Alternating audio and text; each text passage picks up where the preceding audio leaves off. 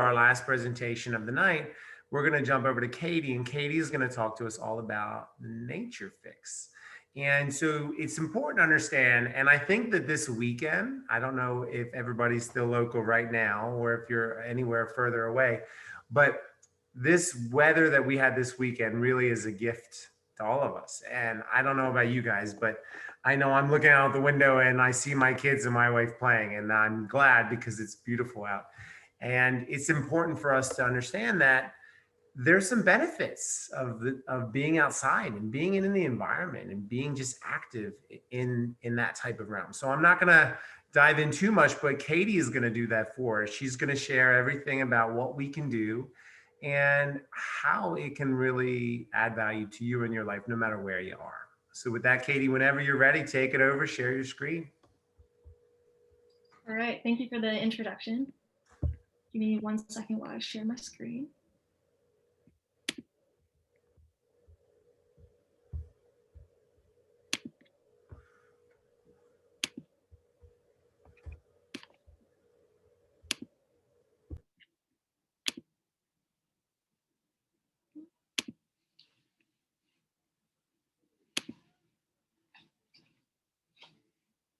Okay, is everyone able to see this? Okay. So, hi, thank you for coming. I'm Katie. I am a senior health behavior science major at UD. And with Transform, my general area of focus has been on nature and why it is so important for us to get outside. So one of our tasks as interns for Transform was to read a story about our area of focus. The book that I chose was called The Nature Fix, and it was written by Florence Williams. So a little about her. She is an author, a journalist, a podcaster. She was a fellow at the Center for Humans and Nature, and she was a visiting scholar at George Washington University. And majority of her work focused on the environment, health, and science. So the Nature Fix kind of explores her exploration of the health benefits from the outdoors. So the book, it covers a wide range of topics such as the effects of nature on PTSD, ADHD, and explores what other countries around the world has been implementing based on research that's been done. And while that is all very, very exciting, I also realize that I do not have enough time to share the entire book with you. So I decided to choose some of my favorite sections from the book to highlight today. So that is going to be how nature interacts with our senses. So specifically in the book, she talks about smelling, vision, and hearing.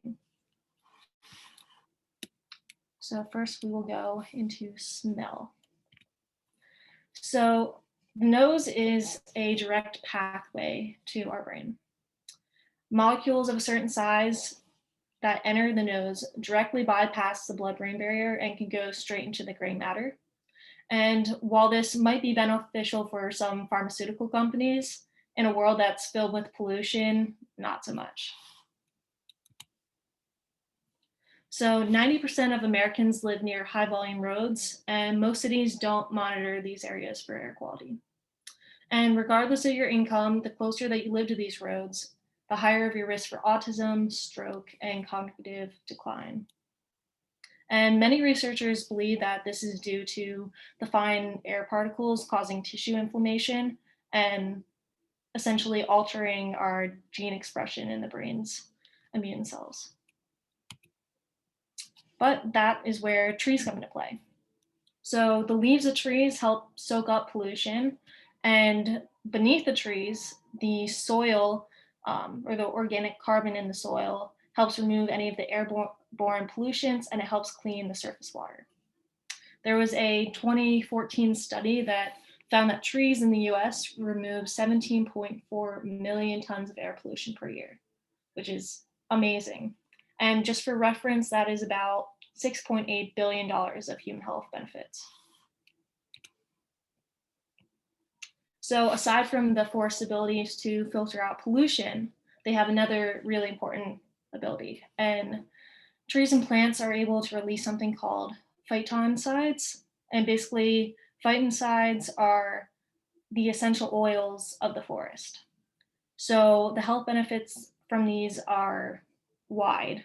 They help fight bacterial infections.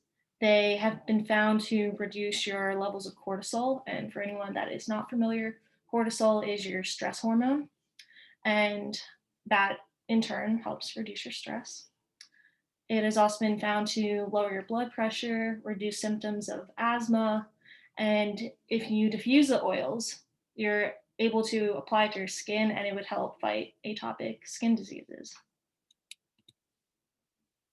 And there was an interesting study that found that 80% of cancer patients, um, while using aroma sticks, were able to, they found they had way less anxiety and caused their blood velocity to increase.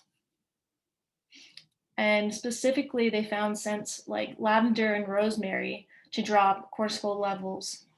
So those were two of the most important scents to keep in mind of. Up next, she talked about hearing. So researchers wanted to find out what puts the brain in a calm zone. And using an EEG, they were able to find that you needed alpha waves. Alpha waves were found when they dominate the brain. It found that you were very relaxed, you weren't hassled by small distractions. It put you in the calm zone. But unfortunately, it turns out environmental noise defers all the alpha waves. So this is because we essentially have to pay attention to the intrusion or any type of, or we're trying to resist paying attention. And unfortunately, the US has horrible stats when it comes to noise pollution. According to the National Park Service, 83% of land in the lower 48 states sits within 3,500 feet of the road, which is close enough to hear cars. The number of passenger flights has increased by 20% since 2002. Human activities have increased the background noise by about 30 decibels. Jets fly overhead about every 1 to 2 minutes with the average decibels of 55 to 65. And for reference, 60 decibels can drown out speech and 80 can damage hearing. And there's this one study that I thought was really interesting. So there was a man called Gordon Hempton, and he's a sound engineer based out of Washington State. And he traveled the entire country in search of trying to find the quietest places. What he found was the entire country had less than a dozen sites where you couldn't hear man-made noise for at least 15 minutes. And the quietest place that he found was in Olympic National Park. It's called the Howe Rainforest.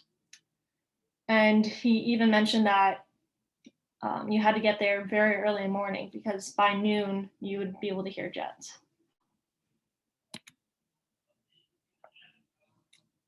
So scientists used to be interested in noise pollution because of the threat on hearing loss, which is a real problem. However, noise pollution also poses a risk far worse than for our ear canals. So neighborhood studies found that environmental noise was associated with a 20% increase in hypertension. And for every 10 decibel increase in nighttime noise, it was linked to a 14% rise in hypertension.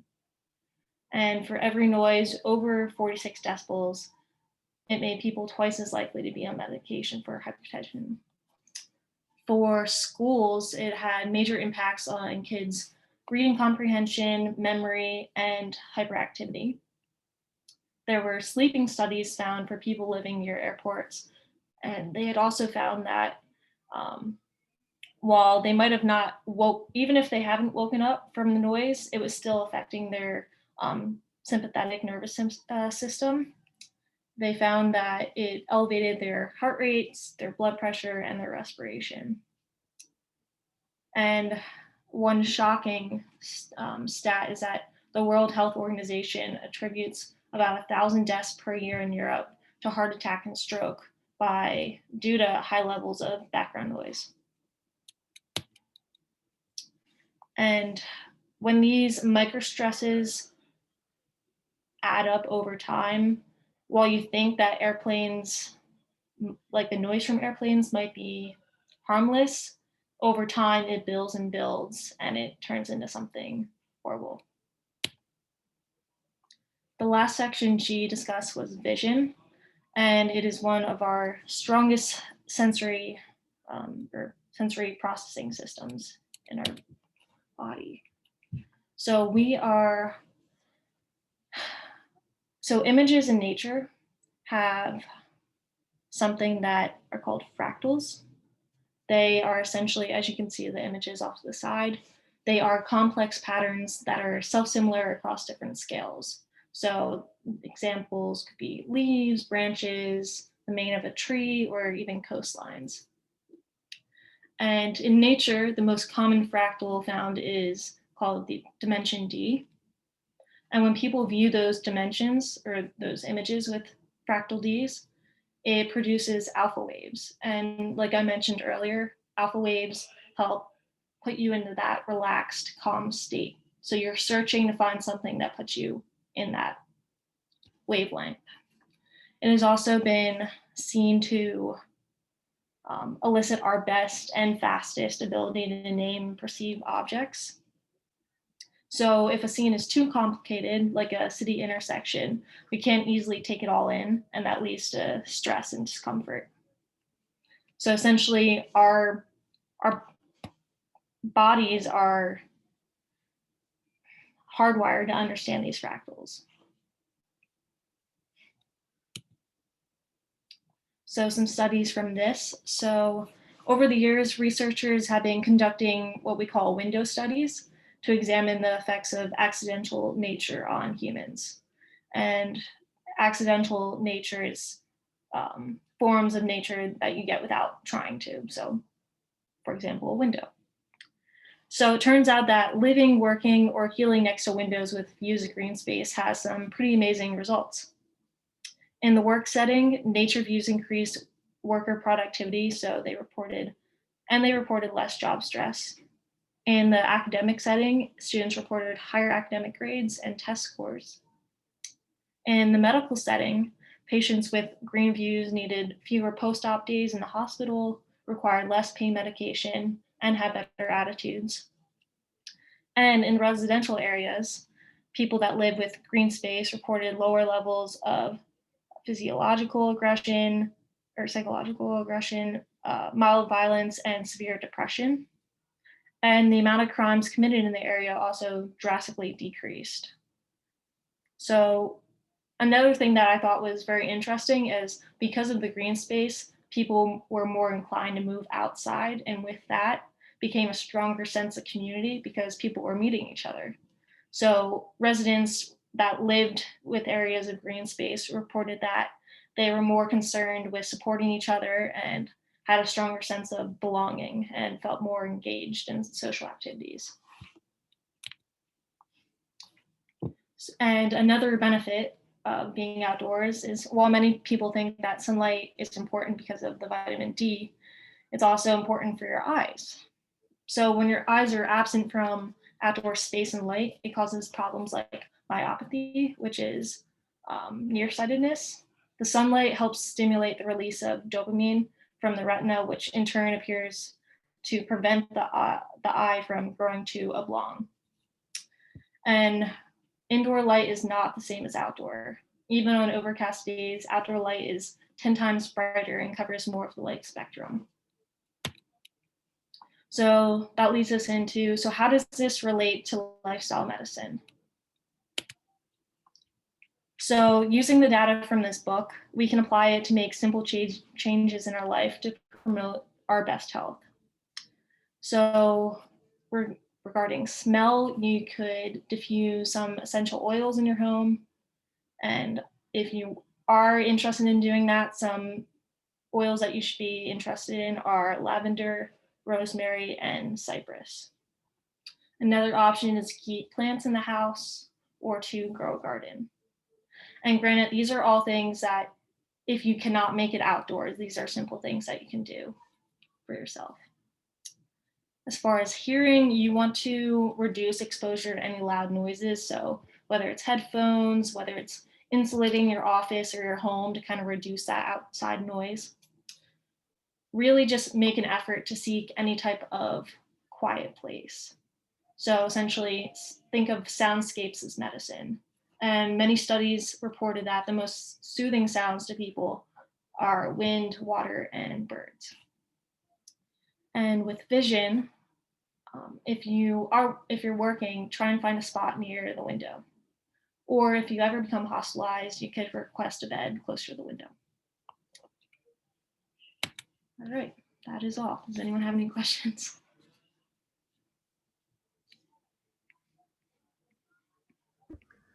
Thank you, Katie, for taking us through that. And so some of your big aha moments. So from the average person, just like a gut response from you, I guess, what do you think are some of the key things? And I know you just went through some of the key recommendations, but like, what were your aha moments that you thought, oh yeah, we could definitely do better with this or that? Did anything come to mind?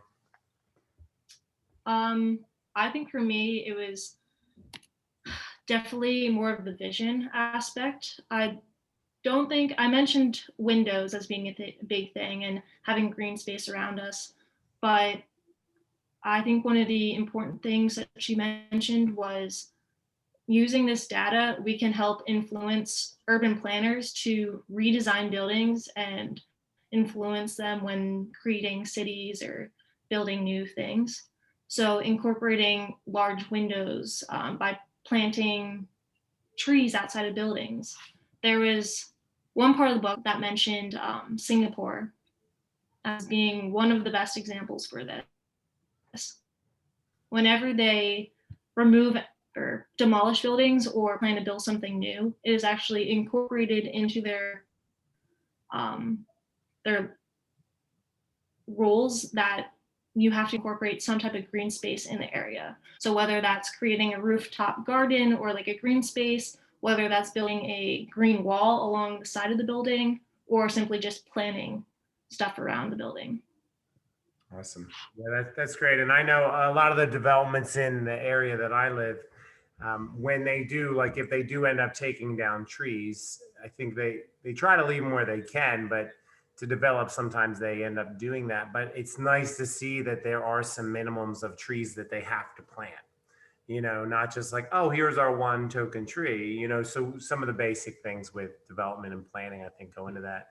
And so one of the things to piggyback off of, some of the recommendations that Katie shared is just understanding that being in nature is an important aspect, right? From a health perspective, there's incredible benefits that share that we need to be outside. We need sunlight. We need activity. We need to kind of go and do some incredible things. And Katie has shared a lot of her experiences through a lot of her blogs, and she's done some incredible things going around the country and seeing some amazing places. And that's really been such an awesome thing. I know I look at some of those images and I'm like, oh man, I'm envious and I want to go because it's just such a gift, all the beautiful areas and things that we have available. So with that being said, thank you, Katie. Appreciate you taking us through that. Thank you. Yay. All right, guys. So on that note, so what I'm going to do here is I'm going to wrap up and let you guys know that we do have 2 more nights moving forward. So we have 2 more upcoming nights. We will be posting the recording of everything thus far.